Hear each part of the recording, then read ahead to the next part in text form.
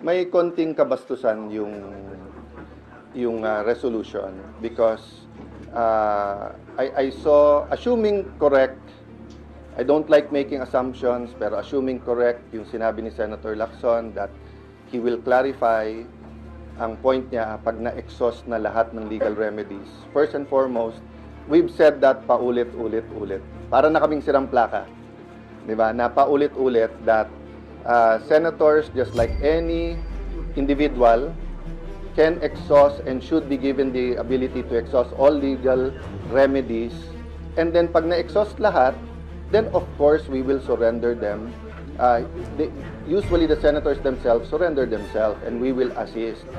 Put it like this, kung meron tayong hearing, pinipilit namin kayong ilagay yung source nyo. And then we held you in contempt. Tapos kayo'y kinustody ng editor nyo. At sinabi ng editor, hindi, merong karapatan ang reporter, wag sabihin kung sino source niya. What will you do? You'll go to court. Pero pag umabot hanggang Supreme Court yan, at dumating sa inyo na may warrant na legal, legitimate from a Philippine court at wala nang ibang usapan pa, ang editor mismo magsasabi sa inyo, we will protect your rights, dadaling ka, we'll make sure you're safe, but kailangan mo nang sumama. So walang difference dito, sila ang nagpapalaki ng issue. So kahapon, nagsalita si Senator Pangilinan kung pwedeng hindi na pag-usapan yon, hindi pwede. In fact, baka malipat ito from the Committee on Rules and Public Order to the Committee on Ethics kasi so far lumalabas, it was really a plot to stop him from coming here. Even the NBI may statement ngayon na dun sa former majority, maayos sana yung pag-aresto. Hindi yun ang tradisyon sa Senado. So although the Senate President said his piece yesterday, so far ang sinasabi ng dating Sergeant at Arms at ng NBI Director is that nakita niya yung warrant at coordinated sa kanya. Kaya makikita niyo po, nakakalat ang mga agents all over the Senate yesterday. This is the first time that happened. Hindi po excuse yung akala mo hindi dadating. Pwede ba yun, akala mo hindi dadating?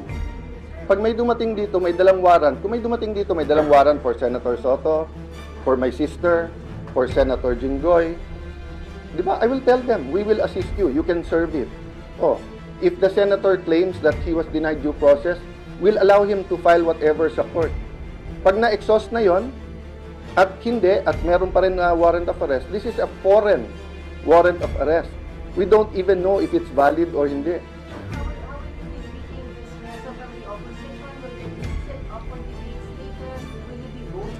We're the majority, sorry. The new majority, I'm so used to calling ourselves the minority, will meet on it. But even if 24 signed, that doesn't mean we will agenda it right away. Diba? But sa akin yon, ang pakiusap ko lang, ako, I tried my best. Diba? Nakita nyo naman speech ko, yung pakiusap ko yesterday.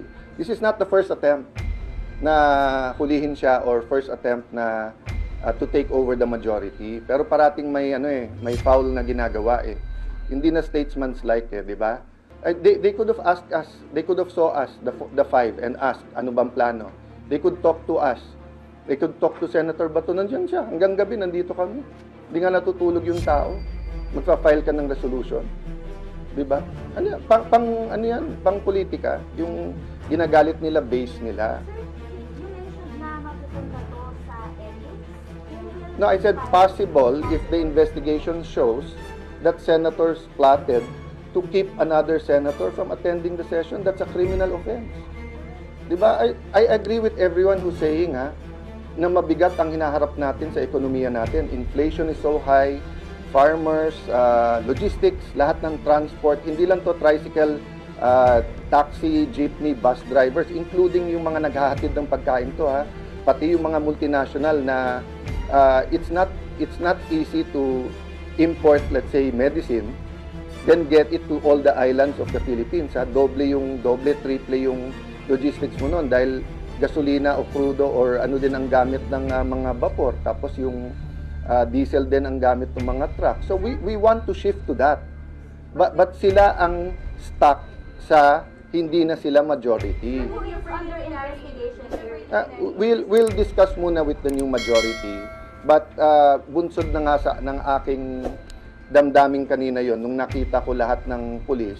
'Di ba? Kawawa naman yung pulis. They should be manning their post. They should be at least not exposed sa araw, bringing those heavy gears, 'di ba? Pero we're creating this tense situation eh. Are they trying to reclaim the leadership by taking away Senator para Bato? arestuhin si Senator Bato nung Monday?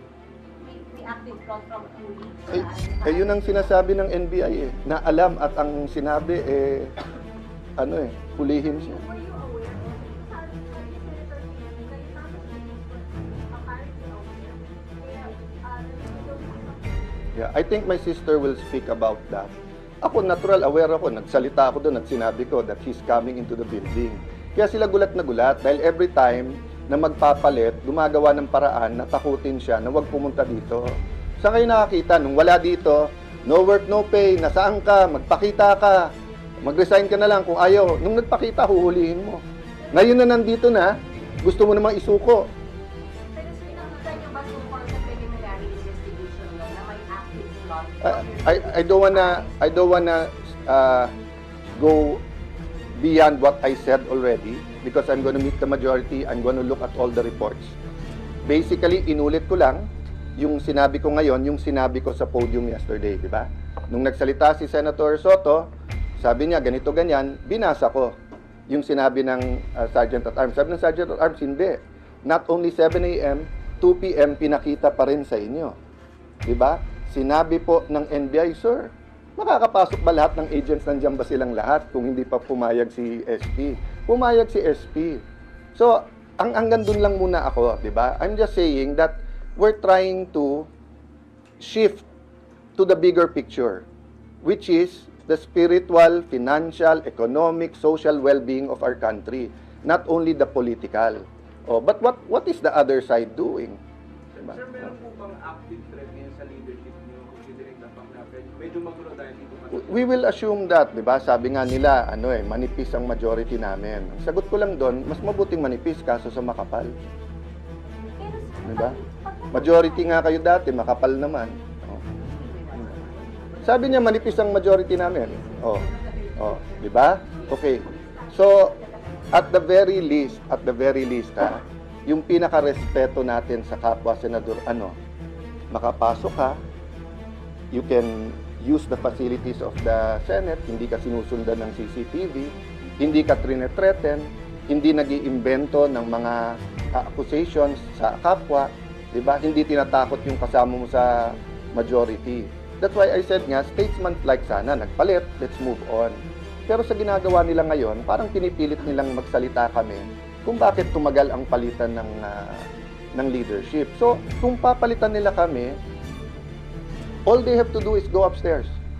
Nung natalo ako kay Senator Pimentel ng 2016, nag-dinner pa kami kasama si PRRD with Senator Soto, Senator Lacson. I think Senator Pimentel was there.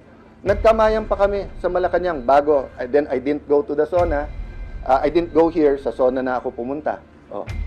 Nung nagpalit at naging Senate President si Senator Subiri, wala namang problema eh. Nung umakyat kami ni Senator Escudero, pinakita sa kanya, mga boss, may pirmahan. Yakapan pa kami. Siyempre may konting sinong bumaliktad, sinong ganon. But yun, private lang yun. Di ba? So, nung pumalit si Senator Soto, ang umakyat napaka-close pa sa amin. Umakyat kay Senator Cheese. O siya pa nag-oath eh. Oh. So, before the break, alam nila may hawak akong 14. Hindi dapat ako. It was someone else. Oh, anong ginawa nila? May ginawa sila. Para hindi kami umabot ng 14. Oh, so ngayon, choice nila kasi hindi namin sila atrasan eh. Pero sana isipin nila yung mga pulis na sa labas. Sana isipin nila yung oras nyo sa news. Would you rather be reporting on inflation, on tourism, on gas prices, di ba? On education, on the super El Nino? Or would you rather keep talking about Bato? Di ba? Wala naman sino si Bato eh. Hindi naman box office yung kay Bato. So may legal issue. So let the court decide. Can't we move on from that? Di ba? We're meeting right after with the acting majority leader. There's always a threat. Kaya lalo ngayon na mainit ang politika, and I'm ready at any time. I didn't ask for this. If natuloy yung ating palit ng leadership nung bago nung break, hindi ako ang Senate President. Kung hindi ako tumulong kay Senator Cheese, hindi din. I don't want to discuss na yung each and every member nga. Kasi nga, let's face it, di ba? 24 lang kami. We have to work with each other.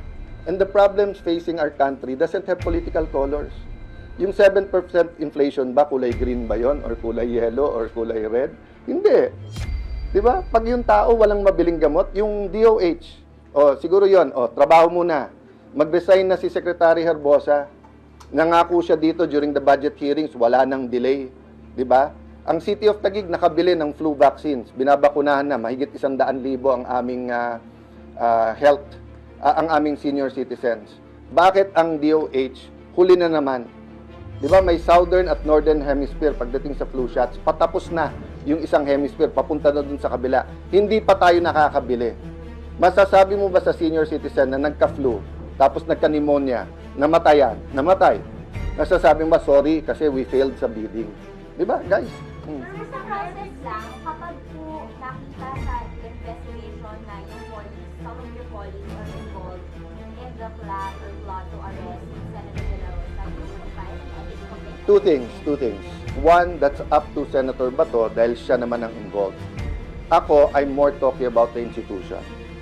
Sometimes, if it's more political action, it's better just to let it go and to be statesmen and stateswomen, di ba?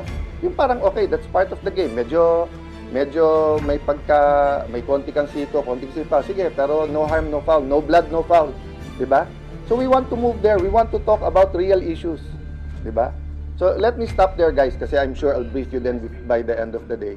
Yeah, last question. Last question. Kayo po ang kumausap kay Senator Bato na magpunta rito lumunta. Many people have been talking to him for the longest time. And as of Sunday evening, ang alam namin hindi siya dadating. Pero nagkausap kami ng Monday morning, then he told me that he's around. And then we made the arrangement for him to get here. And that's obvious because nung nagsalita ako, di ba? Sabi ko, we have 13 and Senator De La Rosa will come in. That's why nagulat ako nung pumasok na humihingal, tumatakbo.